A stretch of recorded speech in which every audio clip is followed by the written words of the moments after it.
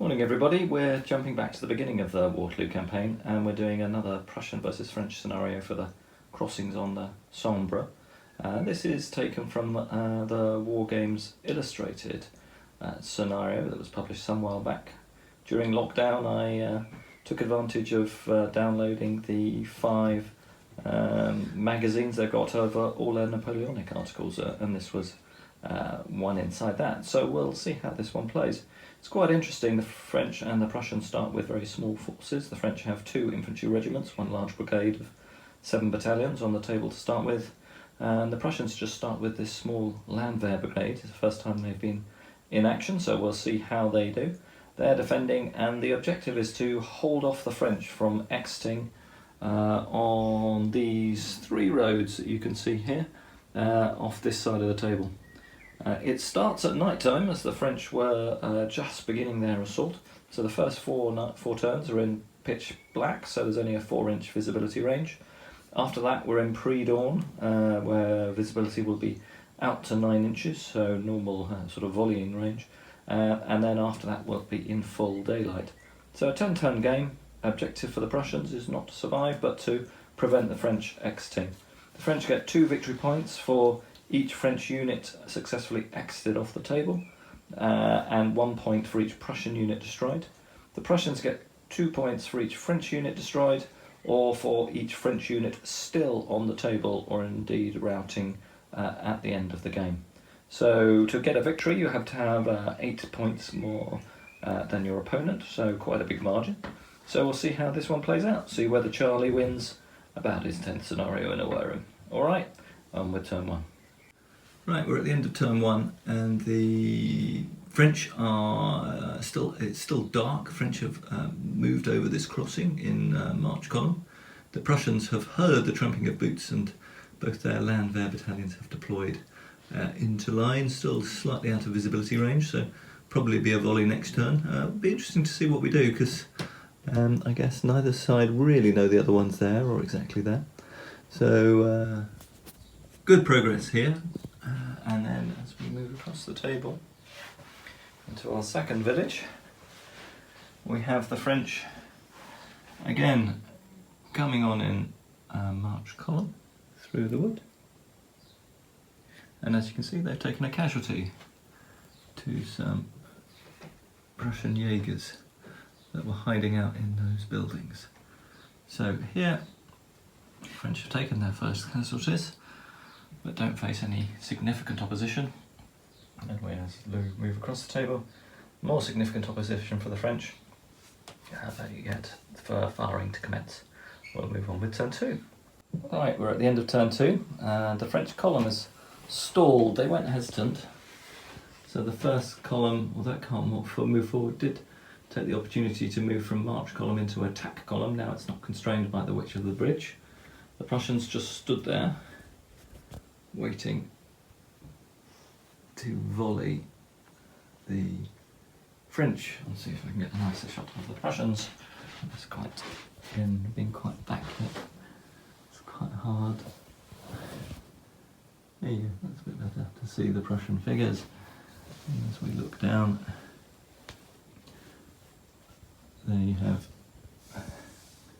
the French just coming through the wood. Sorry, that's a bit jerky. And on the other flank, again, this brigade, also unfortunately for the French, went hesitant. So they simply turned to their flank and did a volley against the skirmishers, but to no effect. So everything's bottlenecked for the French at the moment. 2 turns gone, just across the river. We'll see what happens in turn 3, and hopefully we'll get some ADCs this turn. Right, we've now reached turn 4. It's dawn on turn 4. The French continue to advance. Their 2nd and 3rd battalions are now coming over the bridge, and their 1st battalion has formed attack column. And in the near dawn, the Landwehr battalion and the French regulars can now see one another. Over here, we've got a 2nd Landwehr battalion in support, and then the 3rd Landwehr battalion has concluded that the French aren't likely to approach from their right flank, so they have formed up into column to move in support of their other troops. As we move across the table, squeezing past Charlie, the French have decided that they will just cope with the galling fire from the Prussian skirmishers and march straight through the village. Their 2nd Battalion has formed a attack column and is going to drive the skirmishers out of that building. But they're progressing slowly, and unfortunately for them, a Prussian regular regiment has now arrived in reserve.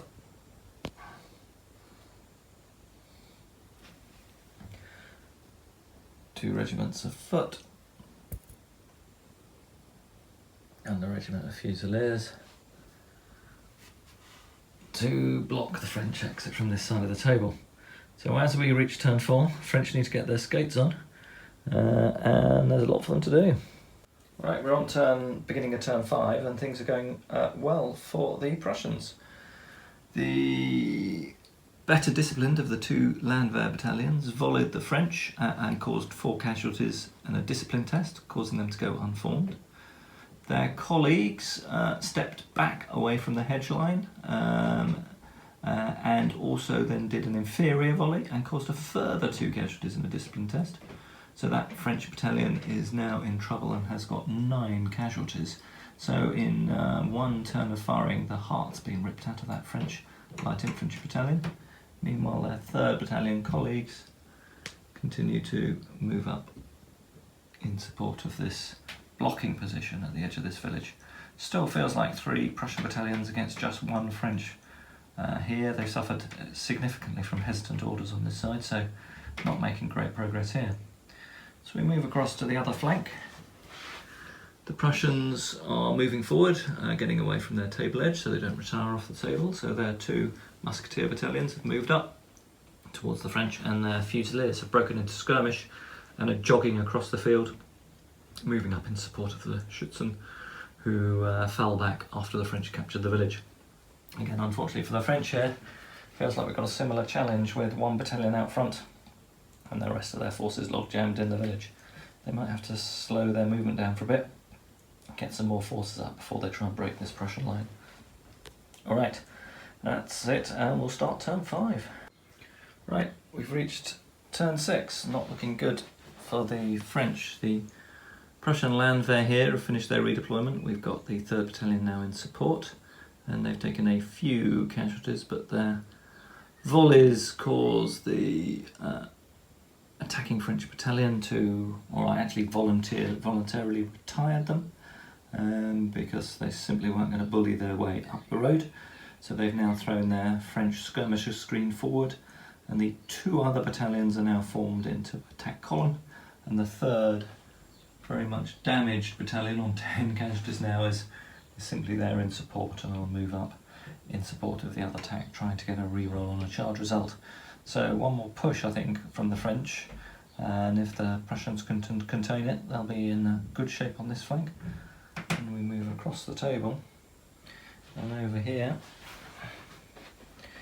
we have the 2nd French assault. The leading French battalion, veteran status, charged this turn. So we have done the charge move and charged this Prussian line. The Prussians volleyed. Charlie, needless to say, rolled an 11. Without the supporting fire actually of even the 2nd Battalion, and caused 4 casualties in a discipline test. The discipline test was failed, and the French battalion has it passed its discipline test, but then we went on to the charge results, and we ended up at a -3, so the French battalion has had to retire, but having taken that volley again has suffered very heavy casualties. In the centre, the next French battalion has formed up into attack column, and the French skirmish screen is engaging in fire with the Prussian skirmishers. The Prussian fusiliers have now formed line. So again, the French feel very much bottlenecked in these 2 villages. The Prussians have played their hand well and stymied the French advance. So having done charges on turn 6, we'll do a little bit of firing and then move on to turn 7, but I think the French are going to be dependent on their reinforcements if they're going to unlock these 2 positions. We'll see how things go in turn 7. Right, in the right-hand Prussian flank, the French did a massed column assault. Both battalions went in, and the hazards of doing a massed assault were seen as the two French infantry battalions volleyed. They caused 3 and 4 casualties, quite a lot from the bonus dice they got from it being a massed assault. Then the French charged home, but the Prussians held them off. Their re-rolls from their flank support and rear support paying dividends, so it was about 10 all, and after modifiers the French stumbled to a halt, went unformed and loosed a ragged volley into the Prussians rather, which did nothing. In the meantime, the Prussians have also received some hussars in support.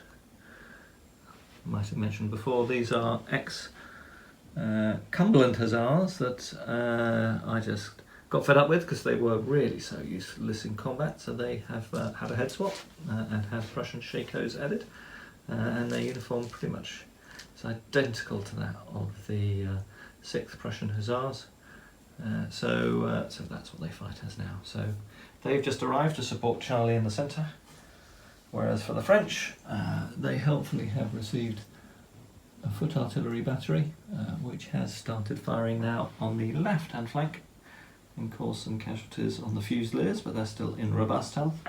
Meanwhile, on this flank, the French are still just shaking themselves out after their abortive first assault, and we'll see how they do. Still looks a tough nut to crack.